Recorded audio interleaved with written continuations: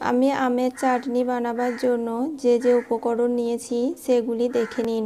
এই দেখুন আমি এখানে আমগুলো বানিয়ে নিয়েছি দেখুন, আর বানিয়ে নেওয়ার পর পরিষ্কার জলে ধুয়ে নিয়েছি। এখানে নিয়েছি চিনি, নুন, 5 ফোড়ন, সর্ষের তেল, সামান্য একটু হলুদ গুঁড়ো এবং নিয়েছি 2টো শুকনো লঙ্কা।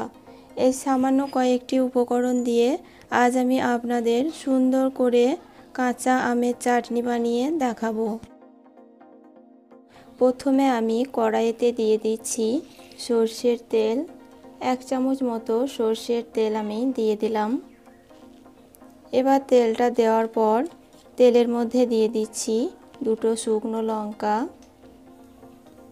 আর দিয়ে দিচ্ছি 1/2 চামচ মতো 5 ফোড়ন।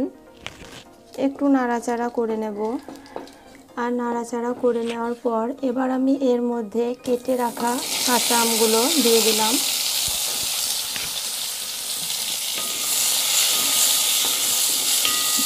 আমগুলো দেওয়ার পর একটু নাড়াচাড়া করে নিচ্ছি। আর এবার আমি এর মধ্যে দিয়ে দিচ্ছি সামান্য একটু হলুদ গুঁড়ো। আবারও একটু নাড়াচাড়া করে নিচ্ছি। এবার দিয়ে দিচ্ছি জল।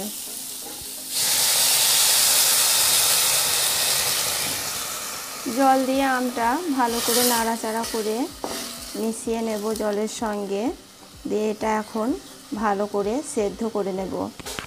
জলটা দেওয়ার পর কিছুক্ষণ রান্না করে নিয়েছি। আর রান্না করে নিয়ে দেখুন আমগুলো সব সেদ্ধ হয়ে গেছে। ঠিক এভাবে যখন সেদ্ধ হয়ে যাবে তখন এর মধ্যে চিনি দিয়ে দেবেন।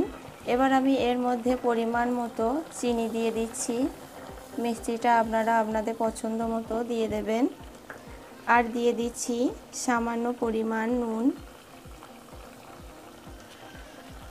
আর একটু রান্না করে নেব, তাহলে চাটনিটা ঠিকঠাকভাবে তৈরি হয়ে যাবে। দেখুন আমি চাটনিটা কিভাবে রান্না করে নিলাম। ঠিক এভাবে রান্না করে নেবেন, দেখবেন খুব সহজেই হয়ে যাবে। এবার আমি গ্যাসটা বন্ধ করে দিচ্ছি। এই দেখুন বন্ধুরা, আমি কীরকম সুন্দর করে কাঁচা আমের চাটনি বানিয়ে নিলাম। এভাবে বানিয়ে নেবেন। আর কেমন হয়েছে আমাকে কমেন্ট করে জানাবেন।